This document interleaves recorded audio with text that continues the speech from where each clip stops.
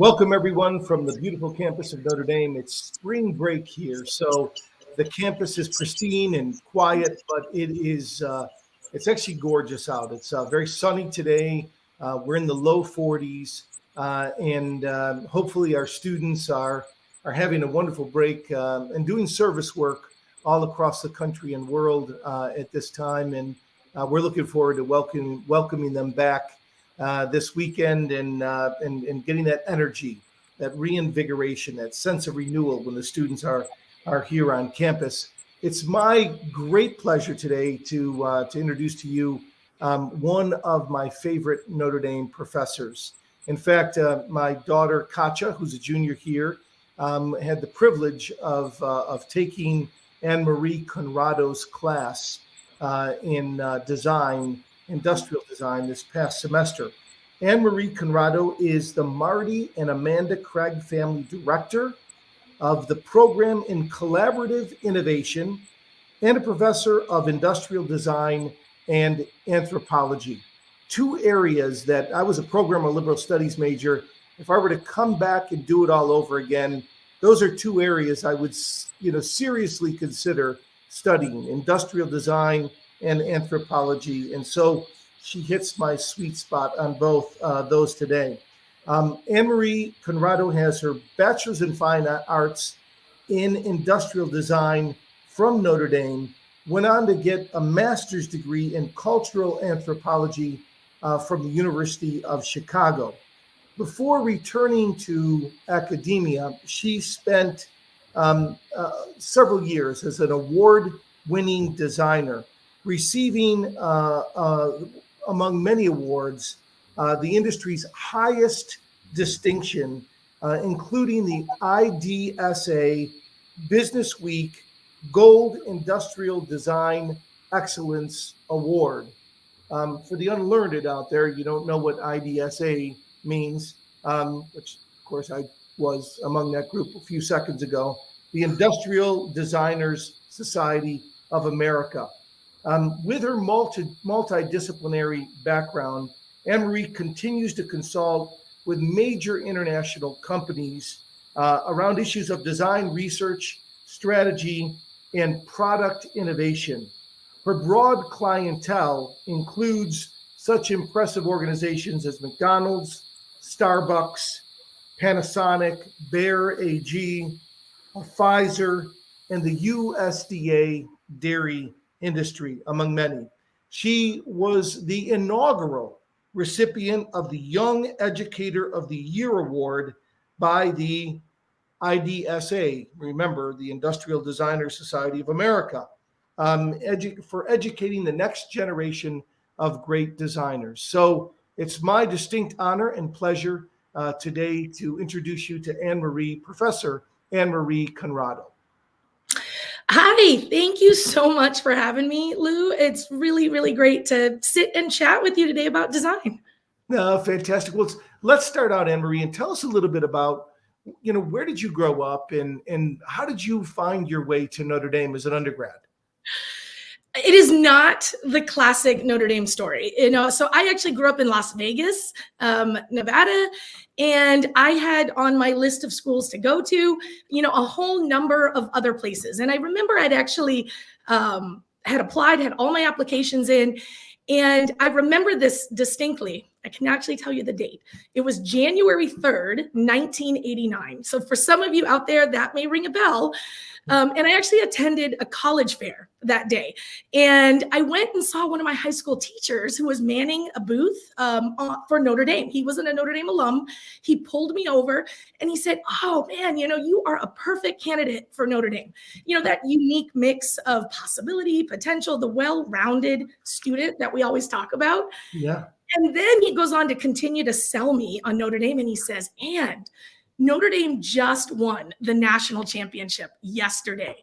And I remember laughing and saying, that is not the way to sell me on Notre Dame, because at that time in high school, I wasn't a big sports fan.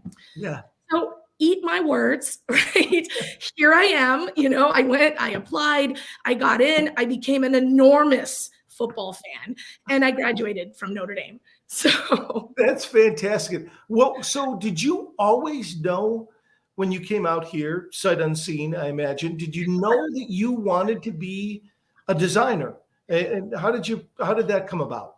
not at all, right? Like, what I think is really interesting is like many students who get into a place like Notre Dame, you have to be really good across the board. You have to be this very broad-based student, excellent in a lot of subjects. And particularly, just because of our testing and things, you have to be good at math and science.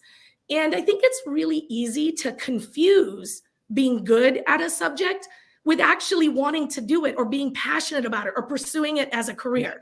So when I first came in, I was like, okay, I'm going to be an engineer because I'm good at math and science. And I quickly discovered that was not my cup of tea. Yeah. And, one of the things I try to do now as a professor is to help students discern. And I think part of that is like, at least on my own road to design, I think it's important to understand that college is this time to figure out not only what you're good at, but also what you're passionate about. Right. And if you can figure out what that intersection is between your passions and your strengths, then it becomes not so much a career, but a calling. Yeah. And ever since I've discovered design, I've really felt like it was my calling. And I don't feel like I go to work. Yeah. I go and I do something that I love deeply. Yeah. So it's fascinating on a lot of levels. I think we don't talk enough. We do probably here because of our Catholic character at Notre Dame, but we don't talk enough about the difference between discernment and decision making. And I think that discernment is something that is much more holistic than a list of, positives versus negatives. I mean, it involves mentorship. It can involve prayer, silence. It can involve many other things in trying to discern. How do you help your students discern their calling? Well, I try to tell them to really think through the questions that matter. Like, of course, we want to have a secure future. Students think a lot about, industries, what's the job market look like? Right. And yet what we really understand is a lot of these things are short term, and because longer term, it's what we want to do, what we feel like we were put on this earth to do, the propensities, our God-given skills and talents that we need to really start to understand what we excel at. And then how we do something that can matter.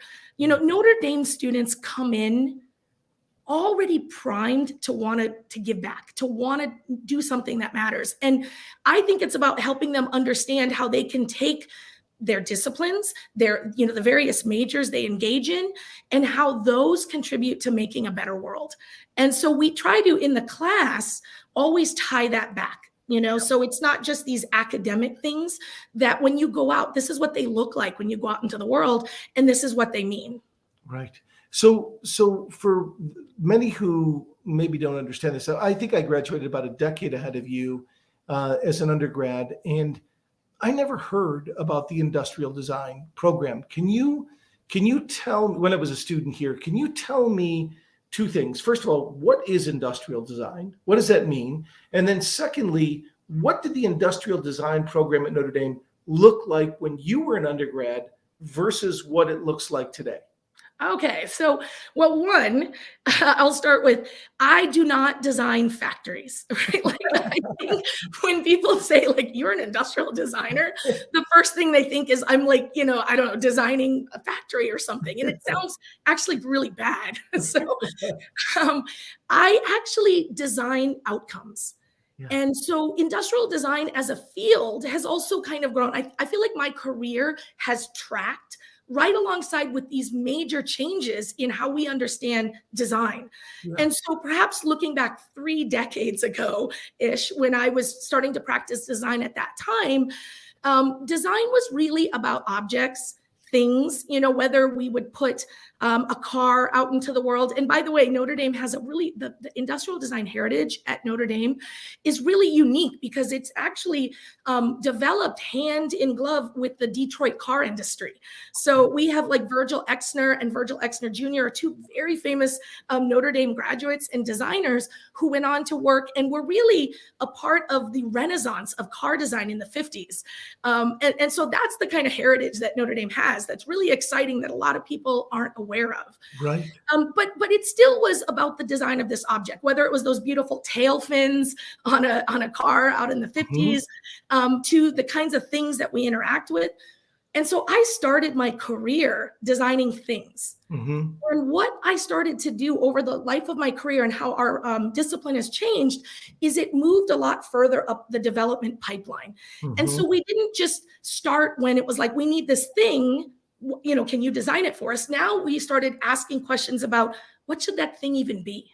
Yeah. Do we even need that thing? Or is there a better way to solve whatever the need is? Right. And so design started to move much more into that fuzzy front end.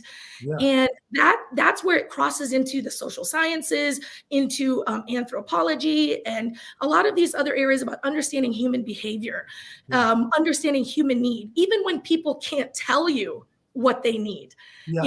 Henry Ford has a great quote, like if I asked people what they wanted, they would have told me a faster horse. So, how do we really understand the needs that are out there and solve them before people even realize, that they have those needs, to understand people's aspirations and try to move the design of our world in that direction. Yeah, you could definitely say that the iPhone and these handheld devices, right, were something that people didn't even know what to ask for, but designers were way ahead of things and produced something that now we all seem to rely too heavily on. Yeah. So was the industrial design program when you got here, was it very small?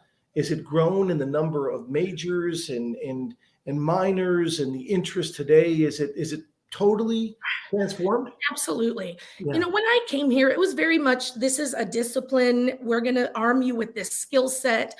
And it's become so much more collaborative. So the connections we have across the campus, and then the emergence of the minor. And this is the program in collaborative innovation. That thing really brought design to the rest of the campus. It's become an incredibly popular minor for students of all disciplines, business, engineering, science, and even in the social sciences. And so it's a wonderful complement to a student that has a depth in an area, whether that's mechanical engineering or marketing. It becomes a wonderful complement to that. So we're seeing a major expansion of design, while our core majors, has definitely increased. It's hard because design is not something that people truly understand. There's a lot of misconceptions about what it is, what it really does. Is it just you design this thing versus, how do we align problems and solutions with the complexities of people? Yeah. So that's fascinating. And my guess is that everything is two buzzwords, right? Or design thinking, right? So everybody talks about, we need more design thinking, whether it's in industry or even in all these other disciplines that you mentioned. I imagine that you and your colleagues, faculty, are hotly sought after by other disciplines to say, can we collaborate? Can we work more together? Can you help us understand better what design thinking is about? Is that accurate? Have you seen the demand for your services go up dramatically? And how do you begin those type of collaborations? So yes, buzzword galore. Harvard Business Review first began talking about design thinking back in 2007. So this is something that has taken the business world by storm, and then has sort of seeped into a lot of other areas. For example, we're seeing it now in development work, in international development. How do you bring design thinking in as a means to connect solutions, the development of the solutions, with the people they're meant to serve? And again, another quote, it's not about the world of design. it's about the design of the world. Mhm. And Bruce Mouse said that, in regards to how design really matters, Mhm. that it's all about the world that we inhabit and we navigate. And the design of that can hinder or help us in the experience of it. And so what we're trying to do is bring that out there. And so we're seeing people asking for workshops. Can you come in and do a day-long workshop? Can you teach a course? So for example, we teach a design thinking course in the ESTEAM graduate program. Oh, yeah. And this is a program that brings students for a 1 year to come back and really understand how to become entrepreneurs, how to go out into industry, whether they were in science or engineering to come from. So we're teaching them design thinking because it is the means to do that, to come up with those creative, disruptive innovations. We have programs. So there are different organizations that might work on a grant or institutes on campus. And they're asking us, can you come in and do a half-day workshop? Can you come in and give a lecture? Mhm. So we're seeing this kind of response and request from all kind of areas and sectors of the university. That's We're fascinating. trying to ramp up to meet that demand. Right. That's terrific. And I think we all can use some more design thinking and the skills and the fundamentals and all the work that we do and even beyond the workplace and the way that we lead our lives. But we'll get more into specifics here. Tell us a little bit about your years in industry. And you haven't, when you came back to the faculty here at Notre Dame, you haven't totally left the world of industry. You still do a lot of consulting and work for major corporations and major nonprofits. Can you give us some examples of the work that you're most proud of from your days in industry? Yeah. So, I worked with a consultancy right out of Notre Dame, and I spent almost a decade working then. And then I actually started to branch out on my own, and I began doing independent consulting work and kind of amassing a roster of clientele. And that's kind of where Notre Dame found me and pulled me back into teaching. And so I still consult because I think it's important that consulting, in one sense, at least in the design discipline, is where most of the cutting edge breakthroughs are made. We're working with clients, we're working on a variety of really complex problems, and we're developing techniques right there on projects in the field. And so I'm able to sort of pull that back into the classroom and really connect our students to a wide range of challenging problems. Now, I have done a lot since my time at Notre Dame, and I've been here 16 years. Since my time there, You're far too young for that. Far too young. Yeah. I'm a little older than you might think. So since I've been at Notre Dame, some of the work that I'm probably most proud of is in the healthcare sector and really using design thinking to innovate around how we create healthier outcomes for people. And so one of the projects that I've worked on was around medication compliance or adherence. Like, how do we get people to take their medications? Yeah. In fact, the World Health Organization said that we would make more of a difference in human health, not by new breakthroughs in the laboratory and new medications, but by just getting people to take the medications we already have. Yeah. Right? When we talk about people who upwards of 50%, almost half, 1 in 2 people do not take medications as prescribed. Yeah. And so this is a huge challenge. And it's really easy, I think, to just sort of say, people are irrational, right? Like they just should just take it and listen to what we say. So I think what design thinking and to an extent what anthropology teaches me to say is, how does not taking that medication make sense to that person, right? I need to look through their eyes. I need to understand the world through their eyes and say that they are making a rational choice, that people have choices and they're weighing all these things. And we need to understand if it's a misunderstanding, we need to also understand where that comes from, where that emerges. And that allows us to, by understanding people, why they do what they do, then design interventions that can push them to those healthier outcomes. So that's what we're trying to do. And so I created, a device because what I discovered in my research is that most people just don't understand what medications are doing for them. And the doctors don't have the time to explain that. And once you can help them understand how it works in their body, how they might experience it, they are far more likely to take their medication. So that's what you did, is it that you actually came up with ways to describe better So for what we them? did, so actually what we did is we took the 144 top most prescribed medications, we distilled them down to 13 method of action. So 13 classes of drugs. And Yeah. then we created simple, lighthearted videos that talk about the way that drug works in your body, how you might experience it, and what are some of the side effects that are very natural that you might experience, to put people at ease so that they can understand and even track how something is working in their body. So we created an app along with these videos, and we're working with one of the largest healthcare insurance companies, because they have a stake in healthier outcomes, Right. to try to bring that to market. And has it been effective? Have you made some inroads? So in some of our studies, so right now it's not launched, but we actually have run studies. And so care managers who are tracking the usage of that app have seen adherence skyrocket. Mm-hmm. So what compelled you to come back, Ann-Marie, from industry to become an educator and really kind of have a foot in both worlds? Well, one, it was my former faculty member, an individual, Paul Down, who has since retired, but he taught me as an undergrad. And then he reached out to me at a point when there was a need. So I actually was a visiting professor for a year, tried that out. I commuted from Chicago. And ultimately, very quickly into it, again, there was a discernment process. And I realized that, yes, I love making a difference in the world, and that's what I'm drawn to. But teaching at a place like Notre Dame offered me that on a scale that I couldn't even imagine at the time. And so teaching really called to me in a way that I can educate and help orient students, provide them with a North Star for how the discipline of design can actually become, and I know we say it a lot, become a force for good. Yeah. And so Notre Dame has been a place where I could find that.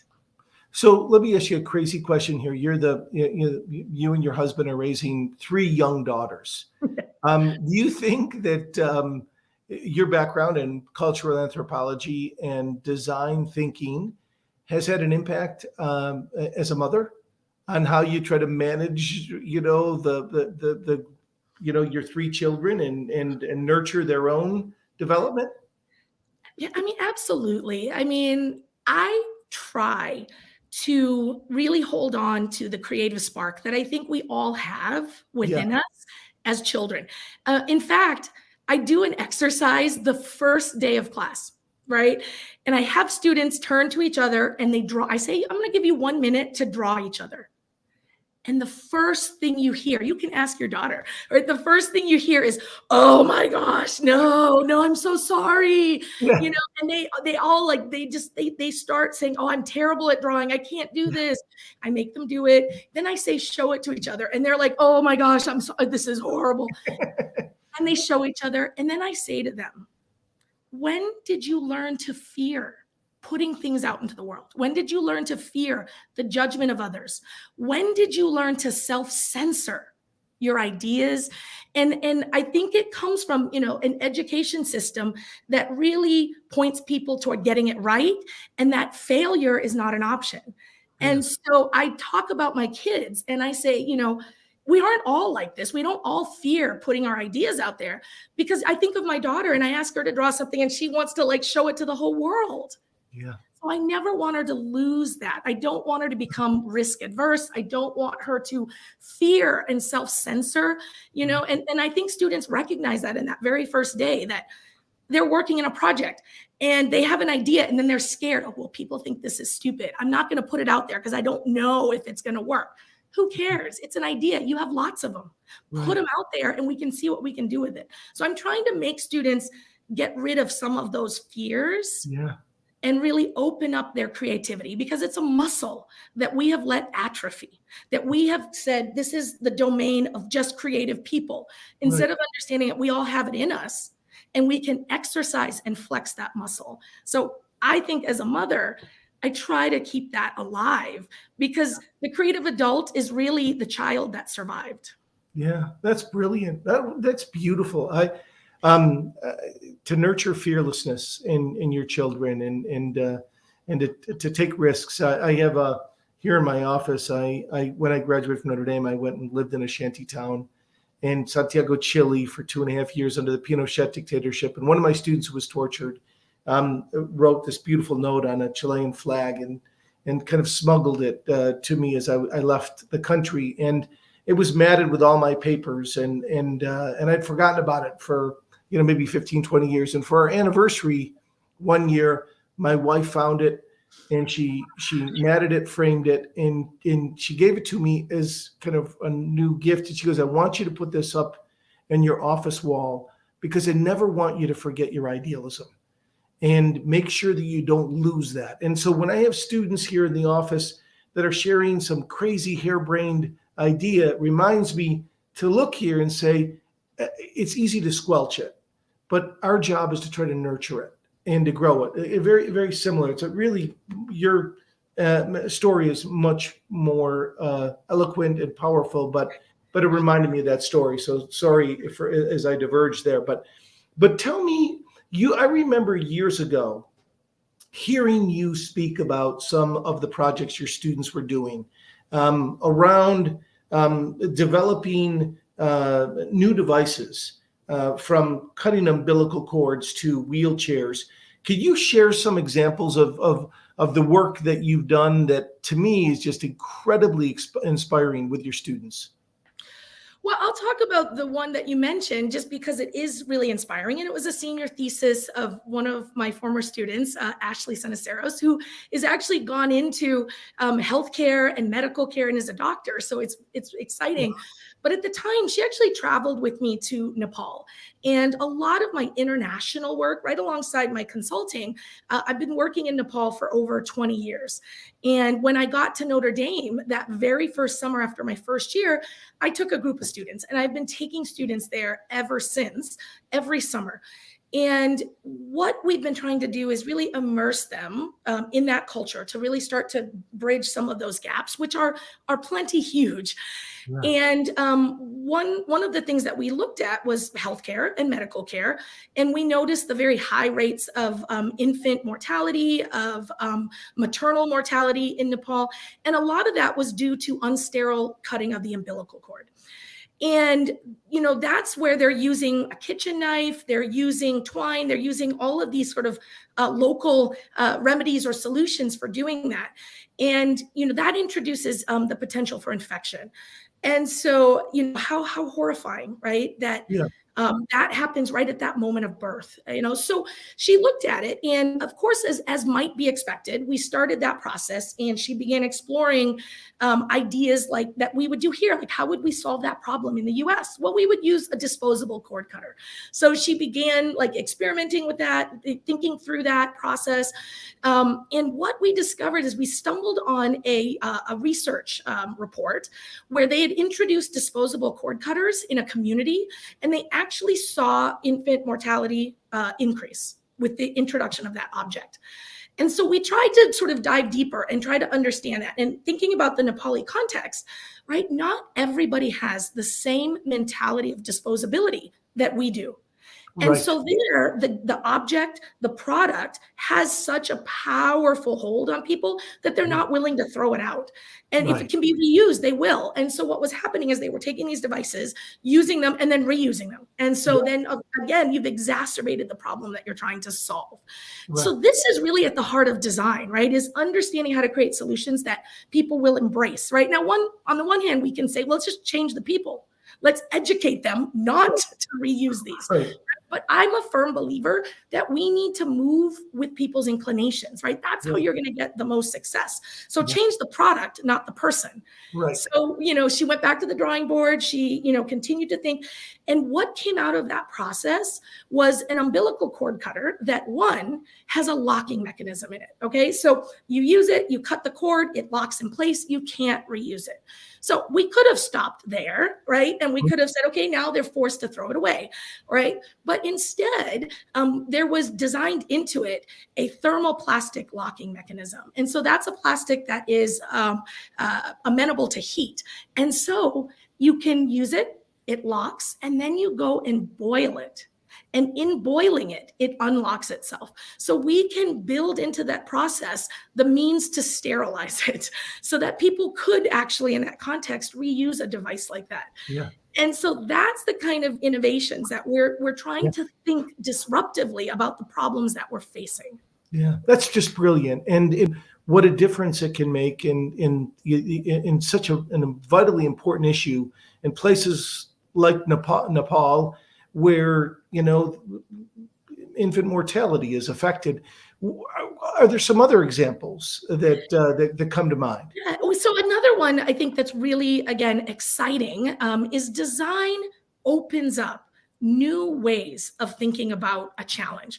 Design opens up new possibilities rather than just following along in the same way. So maybe I'll draw another one from the Nepali context, right? And this one more tragic, but in April of 2015, massive earthquakes rocked all across Nepal. And at the end of the day, over 10,000 lives were lost. Yeah. And, we canceled our undergraduate programs that were supposed to travel there that summer. But we still felt like we could contribute. And so a team, including Kevin Fopp, who's a former graduate student of mine, and he's now a professor at James Madison University teaching design. Wow. He actually traveled there, and he has construction skill background.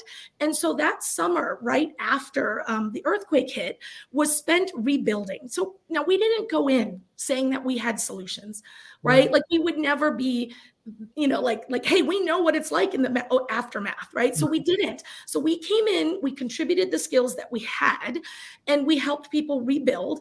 But what we did was we learned a lot about what that looks like.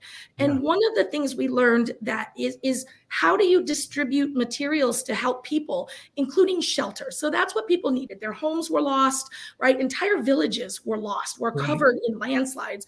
And so people were trying to just create new homes and new shelters. Now, if people lived on a road, sometimes they got 3 and 4 shelters. So different aid groups would come by, drive along the road, and give people shelters. But if they lived even half a mile off a road, they got no help whatsoever. So logistics, the logistic challenges, what we saw in the aftermath of no help at all, people just started rebuilding themselves, right? They used and salvaged materials, they used local materials, and they just started to rebuild any kind of home that they could. But these homes were not structural. They were susceptible to kind of the continuing earthquakes and the tremors. And people just didn't know how to build. So that became the breakthrough for us, right? When we talk about design thinking, it's about understanding, not just solving the problem, it's about understanding what the real questions are. Yeah. So we don't assume that we know what the questions are. We need to go in, immerse ourselves to really understand what those barriers are. So we said people don't actually need necessarily another shelter. What they need are the means to build their own shelter, the knowledge to do it better. So what this student created, what my graduate student created, was a template which you could set it up. It's man portable, so you could carry it into a village, like by a single person. You would set up almost like a structure that you would build the house around, right? So it would help you hold that structure up in place. It would help you make it structural. It would help you fasten all the corners and build the kind of structure into it. And then you could take it down and build another section. So you could use that template. It would provide you with the knowledge you needed to keep building as many. And now we're talking about working locally, working sustainably, using local materials. We're not imposing things that need to come from halfway around the world in order to address the problem. So I think that's another great example of how design changes the paradigm. Yeah, fascinating, Ann-Marie. So it seems to me like fundamental to design thinking is you've got to listen attentively. You've got to use your powers of perception, and you've got to ask the right questions before you take next steps. You talk about your work as being human-centered design. What exactly does that mean, and how is that distinct in the work that we do at Notre Dame? Well, when we say we're human-centered, I mean, sometimes it seems a little obvious. Like I feel like sometimes I'm teaching common sense, but in fact it's not. And a lot of that has to do with just the structure of the academy. We divide up into our silos, we have our distinctive disciplines. And so if I'm a mechanical engineer, what I'm really learning is how to optimize for machine systems, for mechanisms. What I'm not really learning is how to optimize for people. Yeah. And so design becomes the kind of overarching glue that brings together other disciplines and says we need to keep people at the heart of what we do, right? Yeah. When we talk about creating solutions, we say they have to be three things: desirable, feasible, and viable. And what we mean by desirable, do people want it? Does this align with people's needs and aspirations? And so, yes, that's where we pull from the social sciences, from anthropology, to really unpack that. Even when people can't tell us what they need, right? We look at their environments, we study them in the context of where they're at or what we're interested in. Mm-hmm. And we probe deeply to get people to open up to us. Mm-hmm. And then we need to make sure that it's feasible. So we do work hand in glove with engineering or computer science or these other disciplines that help us bring these ideas to the world. So we need to make sure that we, the ideas that we're bringing out there can actually be made, can actually be brought to fruition. And then lastly, we have to understand the business side of it, right? Is there a way to bring this sustainably to market, right? That it can continue, that, so what we're trying to do is a three-legged stool, and design sits in the middle and helps unite those, creates the glue that brings together interdisciplinary or cross-functional teams. And I think at Notre Dame, that's really exciting to see how we're trying to do that in a way that starts to go beyond our individual silos. Yeah. Now, Marty Cregg, who, together with his wife Amanda, who have funded your professorship, I know that he comes from a strong background in industrial design as a leader and practitioner in the field. And in this whole program in collaborative innovation that they've helped to support, tell us a little bit about that and what does that mean? What you lead? So the program in collaborative innovation is a minor. So it's a series of 5 courses that really brings the power and the possibility of the design thinking process to students of all disciplines. Marty and Amanda Cregg really, they funded not only this professorship that gives us the opportunity and the leadership to go out and bring this to the campus, but they also helped build an interim space for us in design that, allows us to be a meeting house for all of these different disciplines, to welcome students from across the campus. So what we try to do in the minor is it's a series of 5 courses. There is a gateway, there's a capstone, and then there's 3 classes in between. Mm-hmm. And the gateway really opens up kind of a way of thinking that we're trying to change students. We're trying to get them to look around the world and see how, in many ways, we're all designers, right? In one sort of fundamental way, we're constantly trying to change our environment. We're constantly trying to make it work better for us, right? And that really is at the heart of the design process, right? We start with a given situation and we're trying to move to a more optimal situation. And design is really just the steps to get there. What are the means by which we can change our environment to be more productive for us, more useful, more efficient, fill in the blank. And so they get that introduction, and then we take them through the 3 steps in the design thinking process where they take a class to dive deeper into each of those steps. So the first class is research, right? How do you ask the questions? How do you elicit the information from people, from their lives, in order to help frame what the problems really are? Arnold Schopenhauer, I'm filled with quotes here. He said, talent hits a target that everyone can see, but genius hits a target that no one can see. Mm-hmm. Right. And that's what we're trying to do, is help students connect the dots. Mm-hmm. These are not obvious solutions. What we're trying to do is have them look and say, what is really happening here? And what is really the challenge? And then identify the opportunity that no one else has been able to see. Yeah. right? The connection between that. So we start with that, and then we move into a class on ideation. How do we come up with disruptive ideas? What is brainstorming? How do we actually do that? And then lastly, we have a class in prototyping, refinement. How do we build in order to sort of refine and crystallize our ideas into the very best solution? Yeah. Lastly, they do a capstone. And this is where the students come back together. They form interdisciplinary teams. We work with industry. So we have a client, and then they come together to try to solve a really complex challenge within that. And then they get to call on their skills. And why we call it collaborative innovation is because we want them to appreciate that group projects are not just, divide and conquer. Like, here's the project, you do this, I'll do this. No, we're trying to make them more than the sum of their parts. And how do different perspectives, different backgrounds, different skill sets come together in sort of creative friction in a way that opens up new possibilities?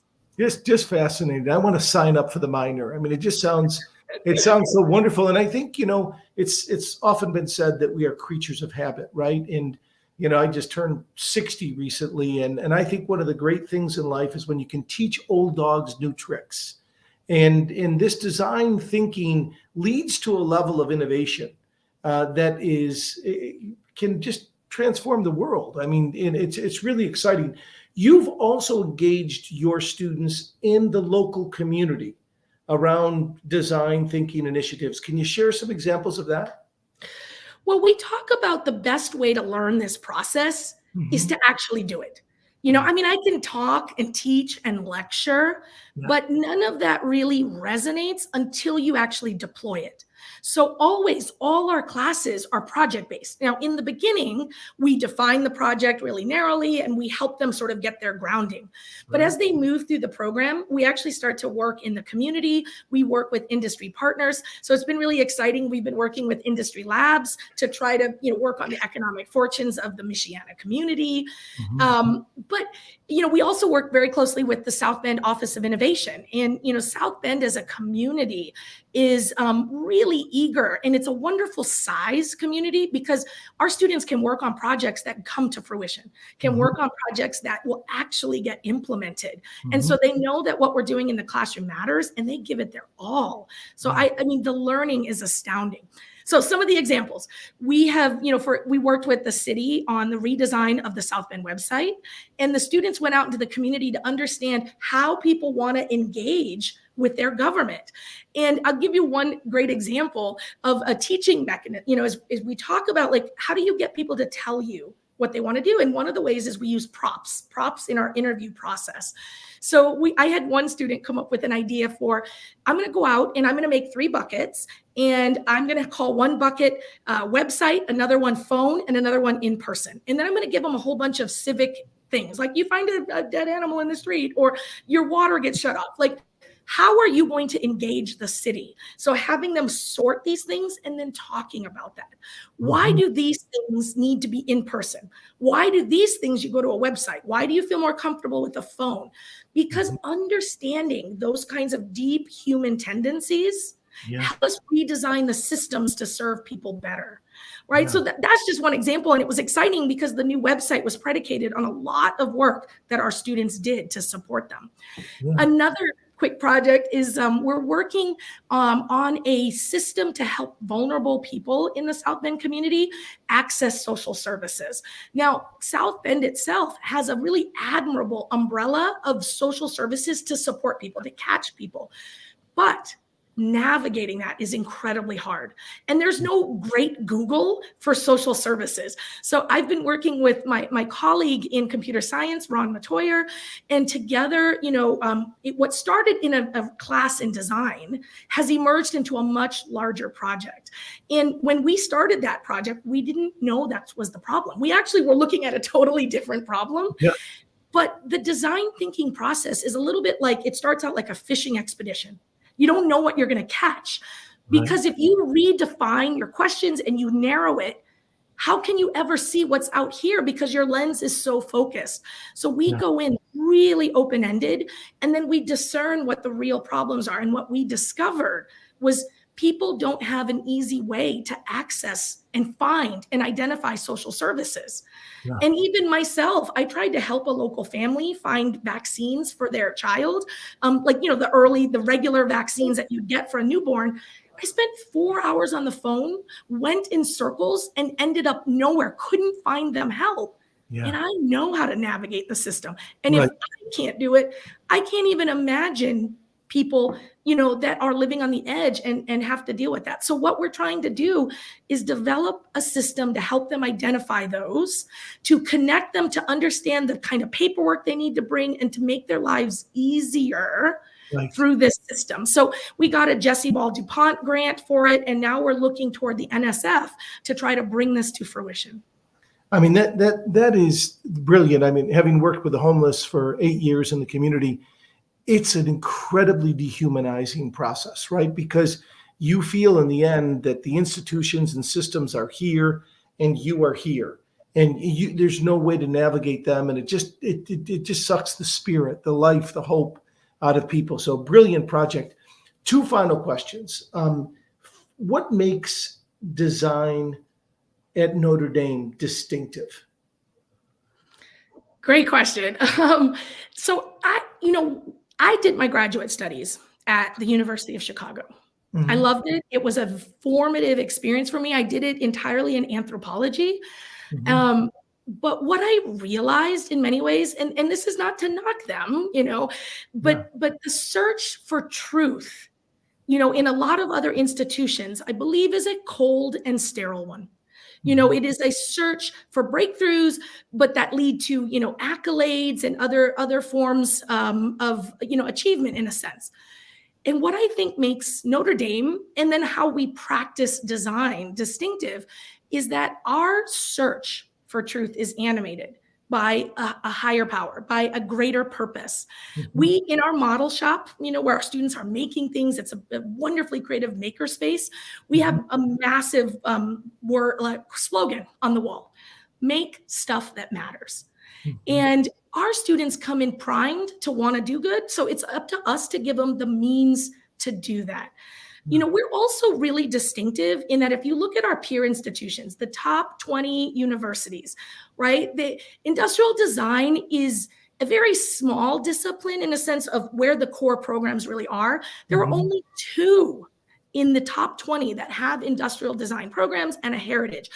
And that provides the launching pad to bring the power of design to the broader campus in a way that even as these peer institutions that don't have industrial design, they're trying to build a design thinking program, but they don't have a grounding to build from.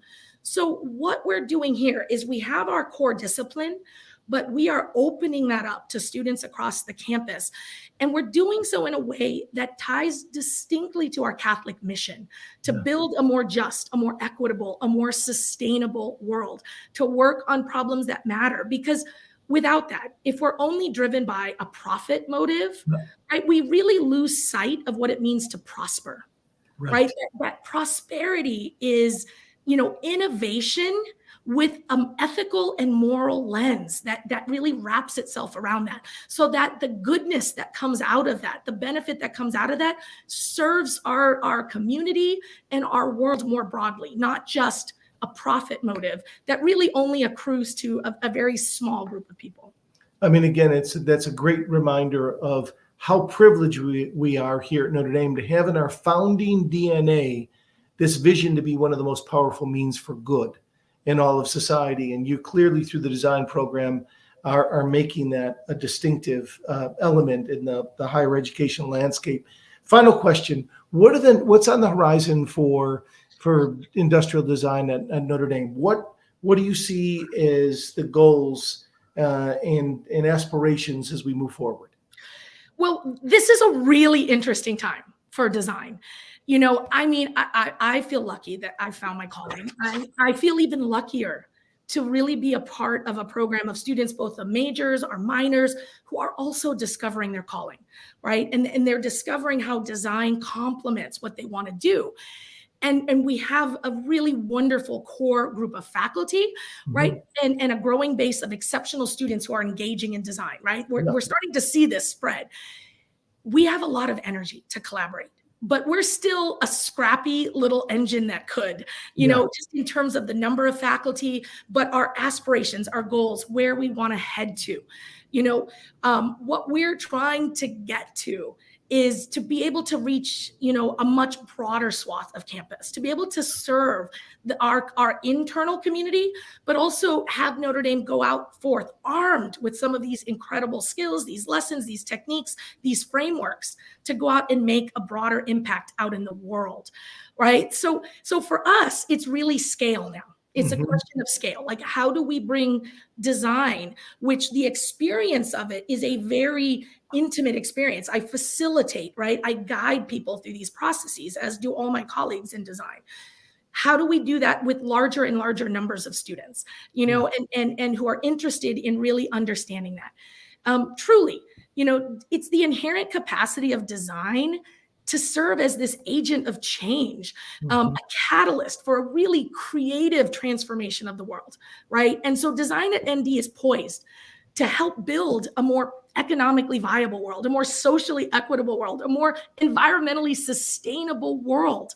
And I think most importantly, a more humanely technological world. Like, we need to humanize our breakthroughs. Yeah. Notre Dame, we have all of these breakthroughs in labs, in studios, in offices, right? The incredible power of a tier 1 research institution. How do we bring that out to the world, right? How do we transform, translate, and humanize those breakthroughs into solutions, innovations, systems, that will humanize the world in ways that allow people to flourish? Ann-Marie, it's always inspiring to be in your company and to listen to your energy and your vision for the future. Thank you for the good that you do, the way that you propagate a better future for so many, especially those most in need in this world. Thank you for being such an incredible educator to so many of our students. And thank you for teaching my daughter, Katja, as well. So as we wrap up the session, wherever you are, in your workplace or home, please feel welcome to join us as we close with a prayer to Our Lady, who guides and directs everything at this university.